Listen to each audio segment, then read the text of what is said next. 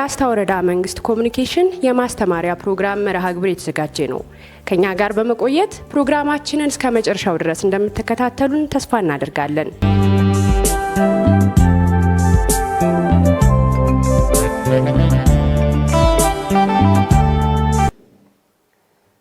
በሀገራችን የሚከሰቱ በሽታዎችን ለመከላከል መንግስትና መንግስታዊ ያልሆኑ ድርጅቶች ለማህበረሰቡ በመድረስ የጤና እክሎችን ለመከላከል እየተሰራ ይገኛል። በተለይም የጤና መድን ፕሮግራም ለማመቻቸት ህብረተሰቡ የህክምና ግንዛቤ እንዲኖረው በማድረግ ሰፊ ስራ እየተሰራ ቆይቷል። በመሆኑም በሰሜን ወሎ ዞን ላስታ ወረዳ የጤና መድን ውጤታማነትን ጎልቶ የሚታይና ሰዎች ወደ ህክምና አገልግሎት የመጎብኘትን ባህል ከአመት 2 ጊዜ ወደ 4 ጊዜ እያደገ መምጣቱን ባለሙያዎች ይናገራሉ። የጤና መድን ፕሮግራም በ2018 ውጤታማ ለማድረግ የወረዳው ስራ አስፈጻሚዎች፣ የጤና ባለሙያዎች፣ የጤና ኤክስቴንሽን ባለሙያዎች፣ የቀበሌ ግብርና ባለሙያዎችና ከአጋር አካላት ጋር የንቅናቄ መድረክ ተካሂዷል። በመድረኩ ተሳታፊ የሆኑት አርሶ አደር ጋሻው ግርማይ እንደሚገልጹት የጤና መድን ፕሮግራም ከተጀመረ ጀምሮ ህብረተሰቡ የህክምና አገልግሎት በቀላሉ ወጪ እየታከሙ መሆኑን ገልጸው አልፎ አልፎ የሚታዩ የመድኃኒት እጥረት ችግሮች እንዲፈታላቸው ጠይቀዋል።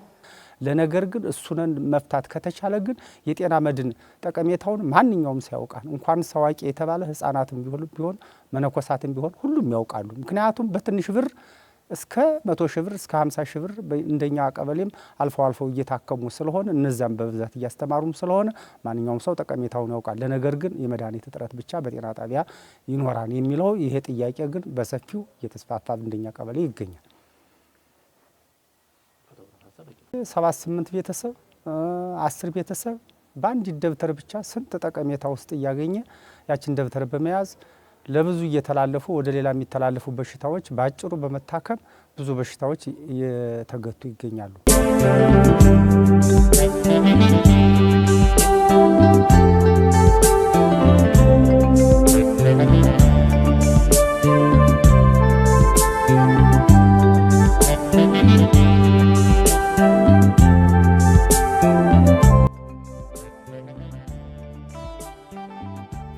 የገልሶ ቀበሌ ጤና ኤክስቴንሽን ባለሙያ እንደሚገልጹት ህብረተሰቡ የጤና መድን ግንዛቤ እንዳለው በመጥቀስ በአመት 1 ጊዜ ክፍያቸውን እየከፈሉ ህክምና በሚያስፈልጋቸው ጊዜ አገልግሎት እያገኙ መሆኑን ተናግራለች። ጤና መድን ያው ህብረተሰቡ በአነስተኛ ክፍያ ብዙ ህክምናዎችን እያገኘ መሆኑን ነው። የተለያዩ እንትን ላይ ስናገኛቸው ሰው በትንሽ ብር ብዙ እንትኖችን ወይም አመቱን ሙሉ መታከም እንደሚችል ነው የሚያስረዳን ማለት ነውና ብዙ ጠቀሜታዎችን የሚያውቁ ህብረተሰቦች አሉ። ጤና መድን መቼ ጀመረ መቼ ነው የሚጀምር ብሎ እውነት ለመናገር እስከ አዲስ አበባ ድረስ በጤና መድን አገልግሎት አግኝተው ቴንኪው የሚሉ ብዙ ማህበረሰቦች ስላሉ ማለት ነውና አሁን ማንኛውም ሰው ብትጠይቀው ስለ ጤና መድን ምናልባት ከጦት አኳያ ካልሆነ በቀር ሁሉም አባል የመሆን ፍላጎት እንዳለው ነው እንደኛ ቀበሌ ያለው እንትን ማለት ነው።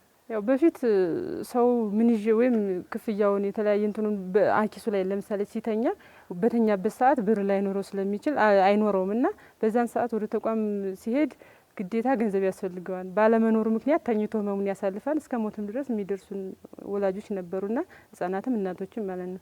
አሁን ላይ ግን በቃ አዲሶ ደፍተሩን ትራሱ ላይ ያስቀምጦ ማንኛውም ሰው ህመሙ እንደጀመረው ምልክቱ እንዳየ ወዲያውኑ ተቋም ላይ ደርሶ የመምጣት ሁኔታ አሁን ላይ እየተስፋፋ ነው ማለት ነው።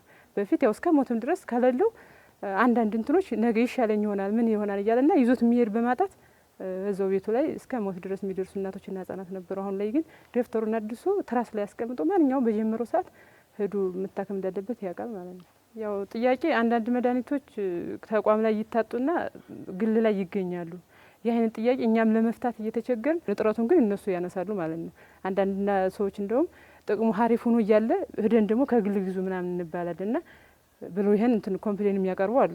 ይሄን ግን በቻልነው አግባብ እያግባባን አባልነታቸው እንዲቀጥሉና መድኃኒት ግዢውን ደግሞ ያው የሚመለከተው ጥያቄ ዋና የተባሉ ለጤና ጣቢያ እኛም በጎጡ ያገኘናቸውን ክፍተቶች የመድኃኒት እጥረትም ሌሎችም የአገልግሎት እንትኖች ሲኖሩ ለተቋሙ እናሳውቃለን ማለት ነው። የላስታ ወረዳ ጤና ጽሕፈት ቤት የጤና መድን አስተባባሪ አቶ ሞላ ዘሩ እንደሚገልጹት በወረዳው በጤና መድን ፕሮግራም ህብረተሰቡን ተጠቃሚና ተደራሽ ለማድረግ እየተሰራ ነው ብሏል። ይህ ፕሮግራም ወደ ወረዳችን በመምጣቱ ህብረተሰቡ ለህክምና ብሎ ገንዘብ ስለማይቆጥብ በህመም ይሰቃዩና ህይወታቸው ያልፍ እንደነበር ገልጸው አሁን ግን የአመት ክፍያቸውን በመክፈል ህመም ሲሰማቸው ራሳቸውና ቤተሰቦቻቸውን በጤና ተቋም በማምጣት በቀላሉ መታከም በመቻላቸው የህብረተሰቡ ጤንነት እየተጠበቀ መምጣቱን አስተባባሪው ተናግረዋል። ዘንድሮ በ2017 በጀት አመት 100% ወደ 70% ፈጽመን ወደ 14 ሚሊዮን ገንዘብ ሰብስበን ነው ያለ ነው። ስለዚህ አጠቃላይ ጥሩ በሚሆን ሁኔታ ነው አሁን እየሰራን ያለ ነውና አጠቃላይ የጤና መድን ተጠቃሚዎቻችን እንደ ወረዳችን አጠቃላይ የህዝባችን በባለፈው አመት 147248 ህዝብ ነው የነበረው። ከዚያን አጠቃላይ ወደ 19200 አካባቢ ተጠቃሚ አድርገናል። ከዚህ ላይ እነዚህ ተጠቃሚዎች እንግዲህ አጠቃላይ የጤና መድን ተጠቃሚነቱ ግን የማህበረሰቡ ከጊዜ ጊዜ እየጨመረ አሁን በራሱ ፍላጎት በመክፈል በፊት የተለያዩ በጫናም በምንም ያው ቀበሌ ላይም እየተደረጉ ስለነበረ አሁን ግን ራሱ ባንክ መጥቶም እያስገባ ተጠቃሚነቱን እያወቀው ተጠቃሚነቱም ከቀበሌ ጀምሮ እስከ አዲስ አበባ ድረስ ከትልልቅ ሆስፒታሎች ድረስ ይታከማልና ይሄን ጥቅሙን ያውቀዋል ሁሉንም። ስለዚህ የፋይናንስ አቅማችንም አሁን እያደገ ነው የመጣው። በዚህ አመት ወደ 19 ሚሊዮን ወጪ አውጥተናል ለጤና አገልግሎት ማለት ነው።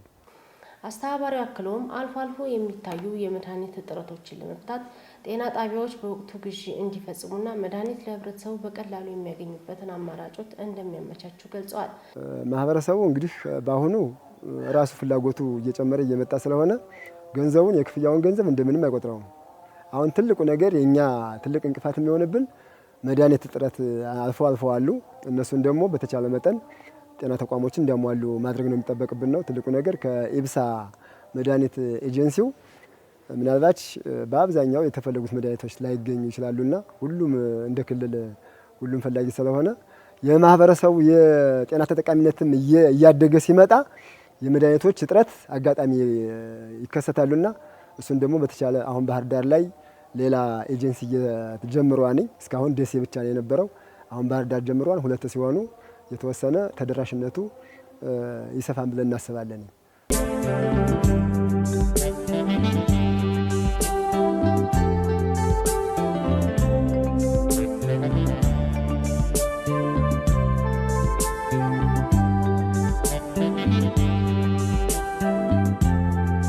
የላስታ ወረዳ ጤና ጽሕፈት ቤት ተወካይ ሳለ ደርቤ እንደሚገልጹት የጤና መድን ተግባራትን ለማከናወን የሚመለከተን አካሎች በበላይነት በሙያ መስራት መቻል እንዳለበት በመጠቆም የሚታዩ የመድኃኒት አቅርቦት ችግሮችን ለማመቻቸት እንደሚሰራ ተናግረዋል። ምናልባት ከጤና ጣቢያ ጋር ተያይዞ ማነው አቡነ ሴፍ ላይ የተነሳ ነገር አለ። ስለዚህ አሁን ባለው ግባቱ ክላስተር ላይም አሁን የመልካም አስተዳደር ችግር እየተፈጠረ ነው። ስለዚህ ይሄ መልካም አስተዳደር ችግር የተፈጠረው ምንድነው? በጤና ጣቢያ መድኃኒት አቅርቦት ችግር ስለገጠመው ስለዚህ ተቋማቶች አገልግሎት ከመስጠት የተቆጠቡ ስለሆነ ምናልባት እንጀፋት ላይ ያለው እንደ ወረዳ ይታወቃል። መድኃኒት እየገባ አይደለም። ስለዚህ እሱን እየተነጋገርን ከወረዳ ጋር እንፈታለን የሚለውን ነገር እሱ መታየት መቻል አለበት። ሌላው ብልባላ ላይ የተነሳለ ምናልባት ብልባላ ላይ አሁን የመድኃኒት እጥረት ብዙም እኛ እንደ ወረዳ አንጠብቅም። ምክንያቱም ከግዥ ከመግዛት ወደኋላ ማለት ካልሆነ በስተቀር አንደኛ የአጋር ድርጅቶች ብዙ መድኃኒቶች ይገባል እዛ። ስለዚህ እነዚህ አጋር ድርጅቶች መድኃኒት ካስገቡ ህዝቡ በተገቢ መንገድ አገልግሎት ማግኘት አለበት። የግዥ አሁን በግዥ በኩል ቅድም ሞላ እንዳነሳው የበጀት ችግር የለም። አሰራር ግን ያላሰራር ግን በጀት ሊለቀቅ አይችልም።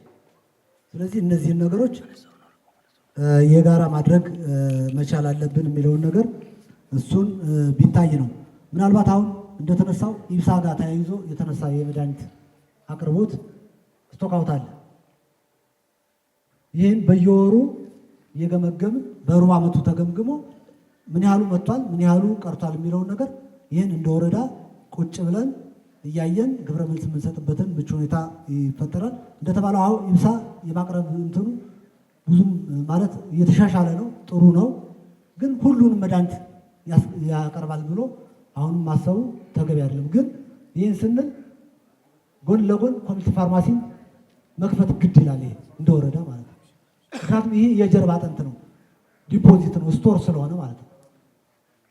ጤና ጣቢያ ክላስተር ላይ የሌለው መድኃኒት ወረዳ ላይ የሚገኝ ከሆነ ወዲያው ሰብስቲዩት ተደርጎ በዚሁ በግዢው ተመጣጣኝ ስለሚሆን በዛ ልክ የሚሰራበትን ምቹ ሁኔታ አስተዳደር ምክር ቤቱ ጋር ተነጋግረን ይህን ኮሚኒቲ ፋርማሲ ግዴታ ነው። አሁን ሰው እየተጉላላ ያለው አገልግሎት እንሰጣለን እንላለን ተቋም ላይ፣ ጤና ጣቢያው ላይ ተቋሙ ላይ መድኃኒቱ ከሌለ ምን አገልግሎት ሰጠ ነው? እነዚህን ነገሮች የጋራ የምናደርግበትን ምቹ ሁኔታ መፈጠር አለበት የሚለውን ነገር ይህን አይተን እንደ ተቋም ይሄ የማህበረሰብ ጉዳይ ነው። ስለዚህ ስቲል አሁን ታመው ሳይከፍሉ መጨረሻው ዓመት ላይ የሚመጣው ሲያዙ ብቻ የሚመጡ ናቸው ብዙዎቹ ማለት ነው። ይህን የማሳመን ስራ መስራት አለብን። ተቋም ላይ አንድ ሰው ካልታመምኩ አልከፍልም የሚልበትን ይሄን አሳሰብ መቅረፍ መቻል አለብን።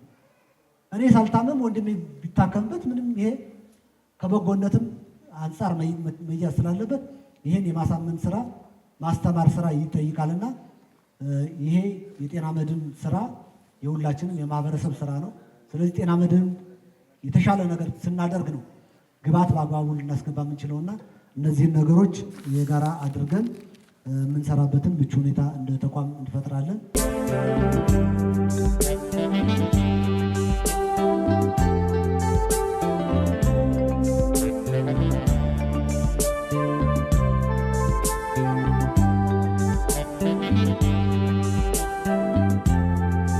የላስታ ወረዳ ዋና አስተዳዳሪ ኢንጂነር ለዓለም ብርሃኑ እንደሚገልጹት ይህ ፕሮግራም ለማህበረሰብ የሚጠቅም ትልቅና ሰፊ በመሆኑ በሀገር ደረጃ መንግስትና መንግስታዊ ያልሆኑ ድርጅቶች ሰፊ ስራ እየተሰራ ያለ መሆኑን ገልጸው የሚመለከተን ባለድርሻ አካላት ኃላፊነታችን ልንወጣ ይገባል ብለዋል። ይህ ተግባር የሁሉም ተሳትፎ የሚጠይቅ ዓላማው ትልቅ የሆነ ነገ ሀገራችን መድረስ ካለበት ደረጃ እንድትደርስ በተለይ አምራች የሆነ ዜጋን ከመፍጠር አኳያ ጤና የተጠበቀ አምራች ዜጋን ከመፍጠር ትልቅ ዓላማ ያለው ያደጉ ሀገሮች የደረሱበት እኛ ግን ወደ ኋላ የቀረንበት ተግባር መሆኑን ሁላችን ልንገነዘብ ይገባል። ስለዚህ ዓላማው ሰፊ በጊዜ የተገደበና ትልቅ ዓላማ ያለው ለማህበረሰባችን በጣም በመተጋገዝ ላይ የተመሰረተ የጤና ፋይናንሲንግ ስርዓት ነው ማለት ነው። ስለዚህ ይህንን ሁላችንም ደግፈን ማህበረሰባችን ተጠቃሚ እንዲሆን የየድርሻችን ለመወጣት ነው ዛሬ የተገናኘ ነው።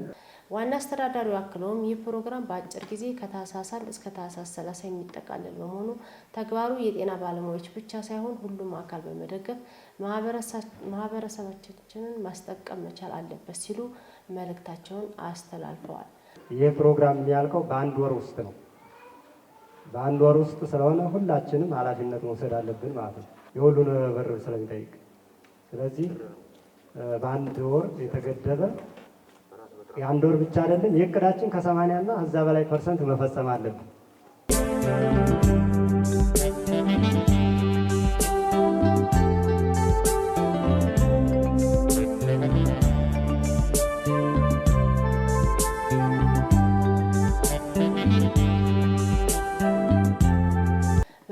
የማህበረሰቡን ተጠቃሚነት ለማረጋገጥና ጤናማ ትውልድ ለመፍጠር የሁላችንም ኃላፊነት በመሆኑ ለተግባሩ የድርሻችን እንወጣ የዛሬው መልእክታችን ነው። ፕሮግራማችን በዚህ አበቃ። በሌላ ፕሮግራም እስከምንገናኝ ሰላም ሰንብቱ።